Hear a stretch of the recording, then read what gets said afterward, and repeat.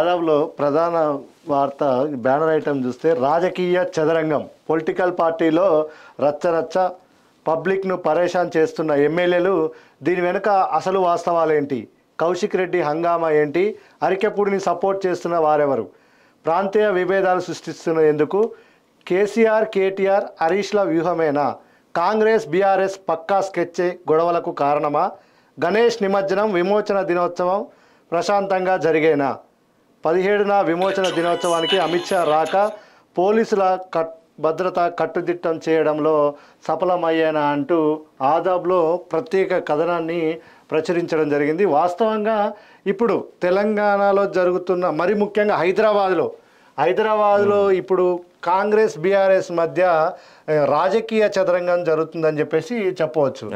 ఎందుకంటే ఈ కౌశిక్ రెడ్డి అరికెపూడి గాంధీ అనే ఈ ఇద్దరు వ్యక్తుల మధ్య ఉన్న అంటే వాళ్ళ పాత కక్షలు ఏంటో తెలియదు కానీ వాళ్ళు కానీ వాళ్ళ గొడవలు కానీ అది ఇప్పుడు ఏకంగా రెండు ప్రాంతాల మధ్య చిచ్చు పెట్టే స్థాయికి వాళ్ళు తీసుకెళ్లారు. అవును, అసలు ఇవి చూస్తే చదివారు ఇవి పబ్లిక్ను పరేషాన్ చేస్తున్న ఎమ్మెల్యేలు దీని వెనుక అసలు వాస్తవాలేంటి కౌశిక్ రెడ్డి హంగామా ఏంటి అరికెపూడిని సపోర్ట్ చేస్తున్న వారెవరు ప్రాంతీయ విభేదాలు సృష్టిస్తుంది ఎవరు అసలు మనం అన్నట్టు ఇక్కడ గొడవ జరుగుతుంది ఒక ఇద్దరి మధ్య.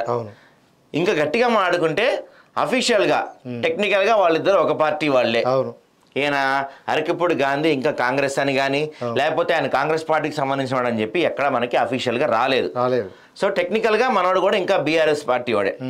సో ఇద్దరు బీఆర్ఎస్ పార్టీ ఎమ్మెల్యేలు కొట్టుకుంటే అది ఎలా ప్రాంతీయవాదం అవుతుంది, అది ఎలా తెలంగాణ ఆంధ్ర మధ్య గొడవ అవుతుంది? అసలు దీని అంతటిని చూస్తుంటే వెనకాల ఏదో డైవర్ట్ చేయటానికో ఏదో దాచటానికో ఇంకా దేన్నో కప్పిపుచ్చడానికో ఇదొకటి పైకి తీసుకొచ్చినది మనకి స్పష్టంగా కనపడుతుంది. సార్ పూర్తి వార్తను ఒకసారి చదివే ప్రయత్నం చేద్దాం.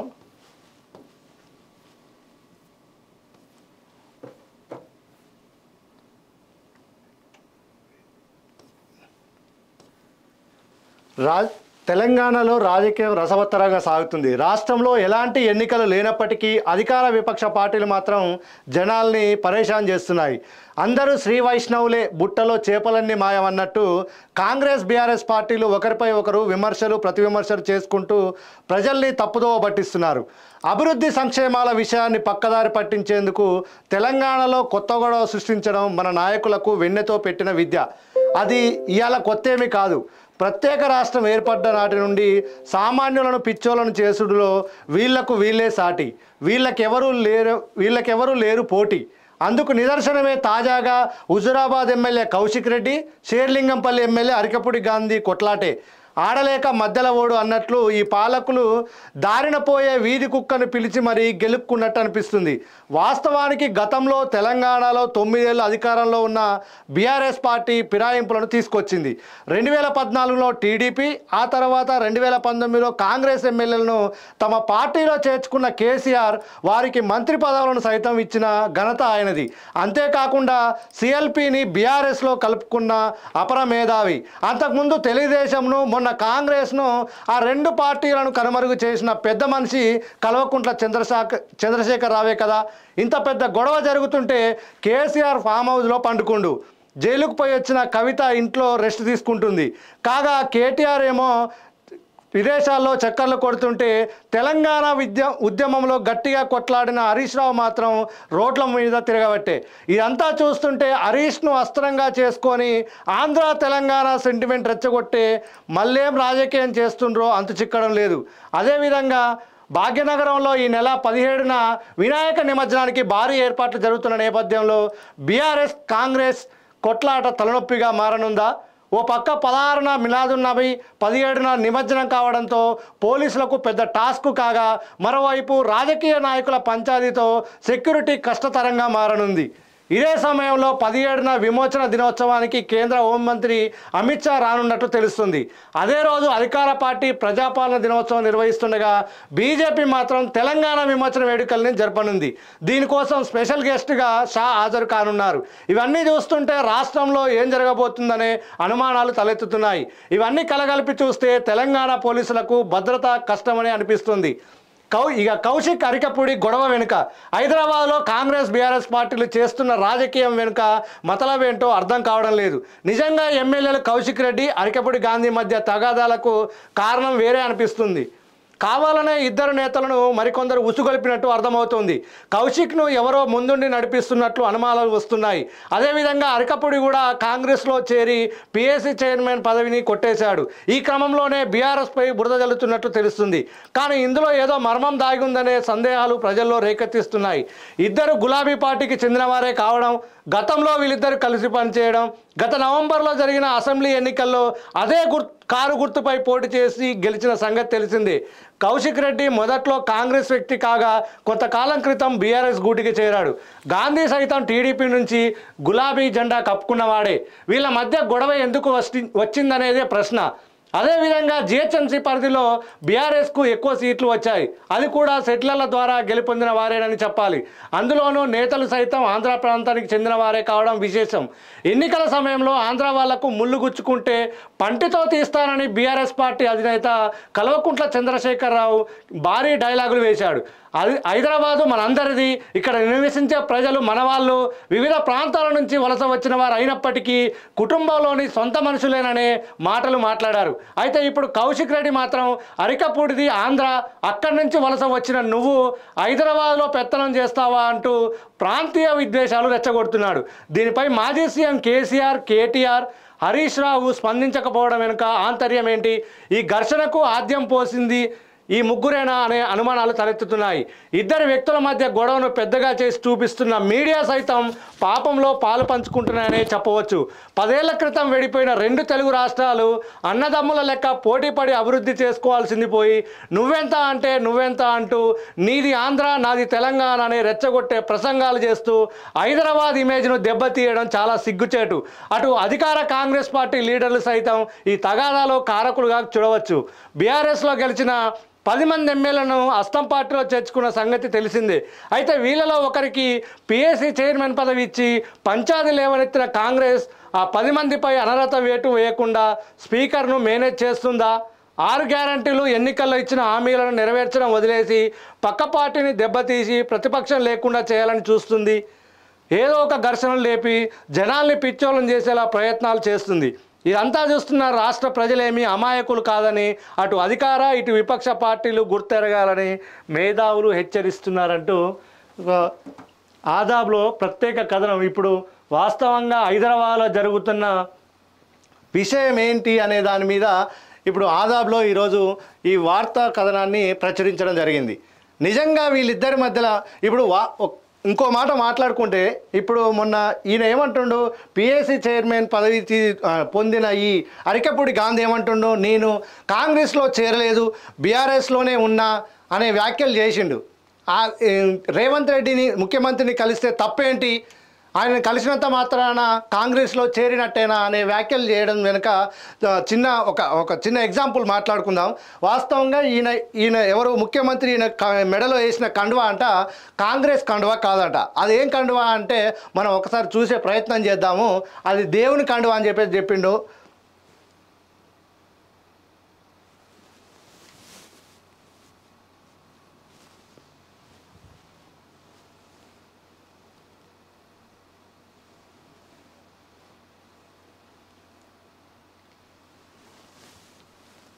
ఒకసారి జూమ్ చేయండి.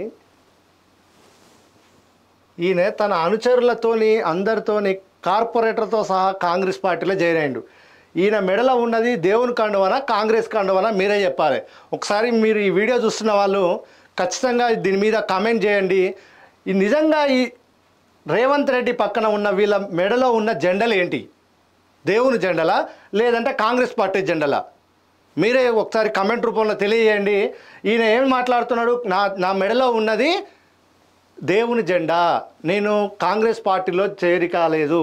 ఈ ముఖ్యమంత్రి గారు కూడా ఏం మాట్లాడుతున్నాడు, బీఆర్ఎస్ వ్యక్తికే మేము పిఎస్సి చైర్మన్ పదవి ఇచ్చినామని చెప్పేసి మాట్లాడుతున్నాడు.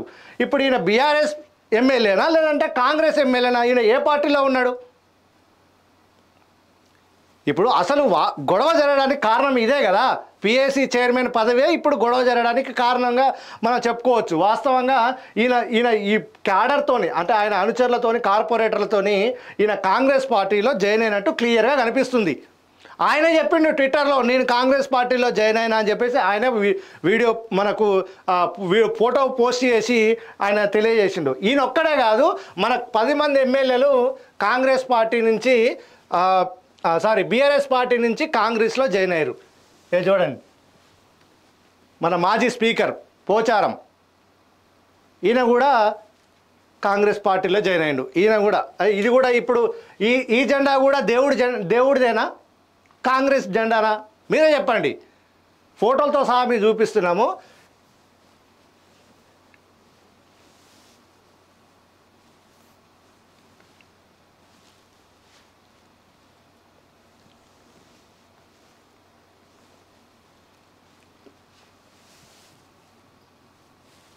ఇంకా గూడెం మైపాల్ రెడ్డి చూడండి, ఈయన కూడా గూడెం మైపాల్ రెడ్డి, ఈయన కూడా కాంగ్రెస్ పార్టీలో జాయిన్ అయ్యిండు. ఇప్పుడు ఇది కూడా దేవుని జెండానా, కాంగ్రెస్ జెండానా చెప్పండి. ఈయన కూడా కారు గుర్తు మీద గెలిచిండు.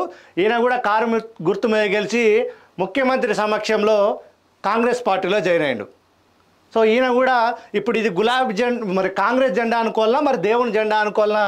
ఇంకా ఎవరు ఉన్నారు? ఇంకా వేరే ఫోటోలు కూడా చూద్దాం. మన పెద్ద మనిషి చూడండి, దానం నాగేందరు ఈయన చూడండి, ఈయన కూడా మరి దేవుని జెండా కప్పుకున్నాడా, కాంగ్రెస్ జెండా కప్పుకున్నాడా? మీరే చూడాలి. ఎందుకంటే ఈయన కాంగ్రెస్ పార్టీలో చేరి సికింద్రాబాద్ నుంచి ఎంపీ స్థానానికి పోటీ చేసి ఓడిపోయిండు. అంటే ఖైరతాబాద్ ఎమ్మెల్యేగా ఉన్న వ్యక్తి కూడా కారు గుర్తు మీద ఖైరతాబాద్లో గెలిచి, గులాబీ పార్టీ నుంచి గెలిచిన ఈ పెద్ద మనిషి కాంగ్రెస్ పార్టీలో జాయిన్ అయ్యి, ఈయన ఇప్పుడు కారు గుర్తు మీద గెలిచి కాంగ్రెస్ పార్టీలో జాయిన్ అయ్యిండు. ఇప్పుడు ఇది కూడా దేవుని జెండానా, కాంగ్రెస్ జెండానా? మీరే చెప్పాలి.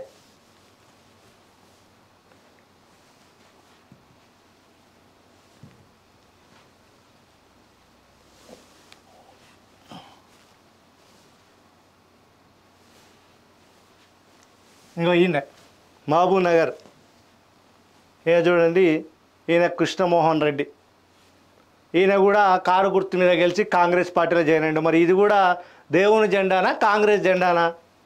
ఇట్లా మాట్లాడుకుంటూ పోతే 10 మంది ఎమ్మెల్యేలు, ఒక్కరు కాదు, ఇద్దరు కాదు, 10 మంది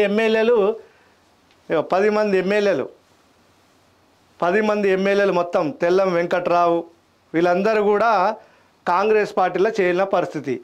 వీళ్ళు ఏమంటారు?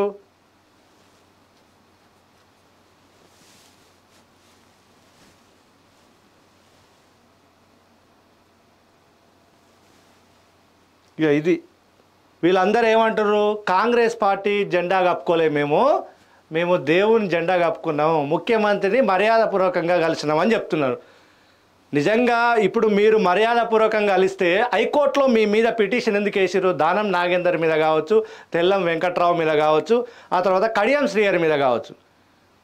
వీళ్ళందరూ కాంగ్రెస్ పార్టీలో జాయిన్ కాకపోతే మీ మీద అనర్హత వేటు వేయాలని చెప్పేసి కోర్టులో పిటిషన్ ఎందుకు వేసారు? కోర్టు కూడా వీళ్ళ మీద చర్యలు తీసుకోండి అని చెప్పి స్పీకర్కు 4 వారాల గడువు ఎందుకు ఇచ్చారు? దీని మీద ముఖ్యమంత్రి గారు ఒకసారి ఆలోచన చేయాలి. నిజంగా కాంగ్రెస్ పార్టీలో చేరిన 10 మంది ఎమ్మెల్యేలను ఇమ్మీడియట్లీ వాళ్ళందరినీ రాజీనామా చేసి మళ్ళీ పోటీ చేయించాలి. ఎందుకంటే వాళ్ళు ఒక పార్టీ గుర్తు మీద గెలిచి మరో పార్టీలో జాయిన్ కావడం, అందులో కొనసాగడం అనేది చాలా దురదృష్టకరం. ఇప్పుడు మీరు ఈయనకు పిఎస్సి చైర్మన్ ఇచ్చి ఏమన్నారు? ఆయన 38 మంది ఎమ్మెల్యేలు ఉన్నారని చెప్పేసి స్పీకరు మొన్న జరిగిన అసెంబ్లీ సమావేశాలలో ప్రకటన చేసినప్పుడు మీరు ఎందుకు మాట్లాడలేదు అని చెప్పేసి ముఖ్యమంత్రి గారు మాట్లాడుతున్నారు. నిజంగా వాళ్ళు బీఆర్ఎస్ ఎమ్మెల్యేలు అయితే వాళ్ళు మీ పార్టీలో ఎందుకు ఉన్నారు? మీతో కలిసి ఎందుకు తిరుగుతున్నారు? చెప్పాలి కదా దీనికి సమాధానం. మీ పార్టీలో తిరుగుతున్నప్పుడు, మీ పార్టీ కార్యక్రమాల్లో పాల్గొంటున్నప్పుడు వాళ్ళు బీఆర్ఎస్ ఎమ్మెల్యేలు ఎట్లా అవుతారు? చేయండి, రిజైన్ చేపియండి. రిజైన్ చేయండి వెంటనే.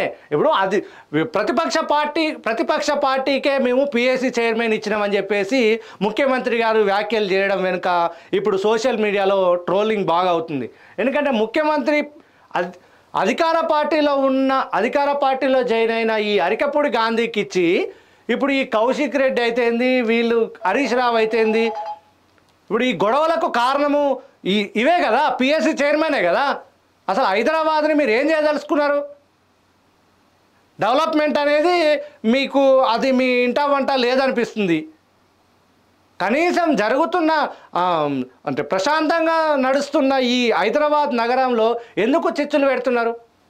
ఇది ఒక రాజకీయ అంటే మీరు పోయి వాళ్ళని కొట్టడం, వాళ్ళు వచ్చి మీరు కొట్టడం, వీళ్ళందరికీ మీడియా ఎందుకు హైప్ చేస్తుంది?